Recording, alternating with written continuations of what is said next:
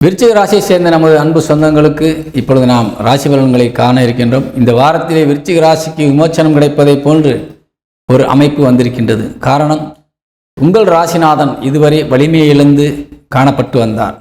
இப்பொழுது வருகின்ற 8ஆம் தேதி அவர் நீசம் என்ற நிலையிலிருந்து மாறி அவர் உங்கள் ராசிக்கு 10ஆம் இடமான தொழிற்சானத்திலே சிம்ம ராசியிலே சென்று அமர இருக்கின்றார். பொதுவாக சிம்மத்திலே செவ்வாய் அமர்ந்து விட்டாலே நீங்கள் செய்கின்ற எல்லா தொழிலும் வெற்றியை தேடி தந்து விடுவார். ஏதேனும் ஒரு வகையிலே சில இடையூறுகள் கண்டிப்பாக இருக்கத்தான் செய்யும், சில தடைகள் வரத்தான் செய்யும். அந்த தடைகளையும் மீறி நீங்கள் அந்த காரியத்திலே சாதிப்பதற்கு எந்த விதமான தடையும் கண்டிப்பாக இருக்காது.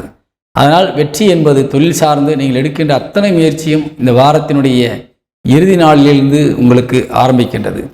அதனால் இந்த வாரம் 7ஆம் தேதி வரை நீங்கள் பொறுமையாக இருக்க வேண்டும். எந்த ஒரு காரியத்துக்கும் அவசர கதி கூடாது.